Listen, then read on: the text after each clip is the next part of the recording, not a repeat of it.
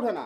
আমরা তো দুধটা কিনছি, আমরা পরীক্ষা করলাম না, সমস্যা কোথায়? না না দেন। প্রয়োজনে ফালিয়ে দিন। আরে ভাই এই, ফালান ফালান। না ভাই, আরে এ ভাই ফালান না দোস্তা, আরে ভাই ফালান না, আমরা টাকার জিনিস, আরে ভাই আরে ভাই ফালান কে ভাই, আরে ভাই কি আপনার? আরে কে বলছেন ভাই, আরে ভাই, আরে ভাই ফালান তো আপনি। কি করলেন? এই নি বেজাল লোক, আরে ভাই, এই বসেন তো, আপনি তো আসলে বেজাল লোক এটা।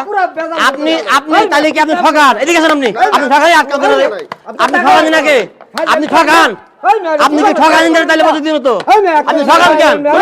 এই ব্যবসা আপনি কতদিন থেকে করেন? আপনি এই ব্যবসা কতদিন থেকে করেন? আমার মেশিনটাও ভাঙছে, এই দেখেন মেশিনটাও ভাঙছে। আপনি এই ব্যবসা কতদিন? আপনি এই ব্যবসা কতদিন থেকে করেন? আপনি এই ব্যবসা কতদিন থেকে করেন? মানুষকে ঠকান কেন আপনি? আপনি মানুষকে ঠকান কেন? আপনি মানুষকে ঠকান কেন? দেখেন দর্শক বন্ধুরা, এই যে এই মানুষ দুধটা পরীক্ষা করতে দিবে না, আমার মেশিনটা পর্যন্ত ভেঙে দিছে। দেখেন আপনারা, আমার মেশিনটা পর্যন্ত ভেঙে দিছে।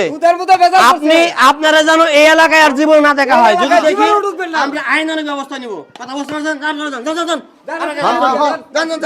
আপনি এলাকাতে যান, জানান তো এই এলাকায় ঢুকবেন না, যান যান যান। আপনার এই এলাকায় কাজ নাই কোনো, আপনি আপনার এই এলাকায় কোনো কাজ নাই।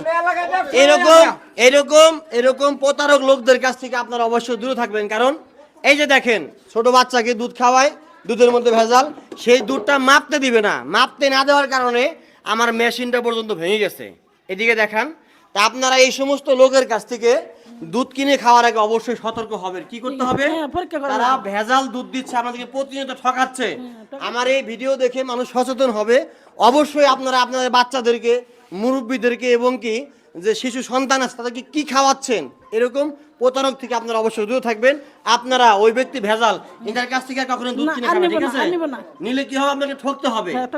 দর্শক প্রিয় বন্ধুরা, সকলেই ভালো থাকবেন, এরকম প্রতারক থেকে দূরে থাকবেন, সকলেই ভিডিওটা বেশি বেশি শেয়ার করবেন। ভালো থাকবেন সকলেই, আল্লাহ হাফেজ। মাঝখানে আড্ডা।